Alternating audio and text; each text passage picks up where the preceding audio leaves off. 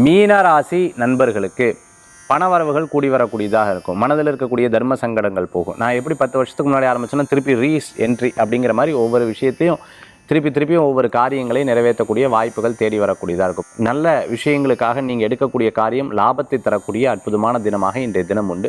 சில பேர் சில விஷயத்தை பேசுவாங்க, அதெல்லாம் பெருசாக மனசில் எடுத்துக்கவே கூடாது. அதே மாதிரி நம்ம உழைப்புக்கு முக்கியத்துவம் கொடுக்கணும். அது லாபத்தை தரக்கூடிய ஒரு மாற்றத்தை தரக்கூடிய ஒரு நாளாக அமையும்.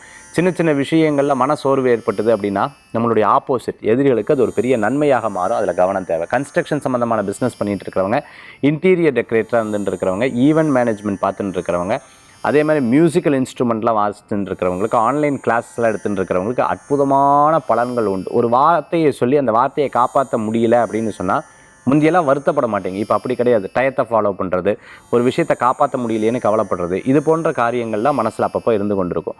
உடம்பையும் மனதையும் பலப்படுத்திட்டோம்னா எதை வேணால் சாதிக்கலாம். கவலைப்பட வேண்டிய அவசியங்கள் கிடையாது. இன்றைய தினத்தில் வழிபடக்கூடிய தெய்வம் மகாலட்சுமி வழிபாடு மன திருப்தி தரும் அற்புதமான வழிபாடு.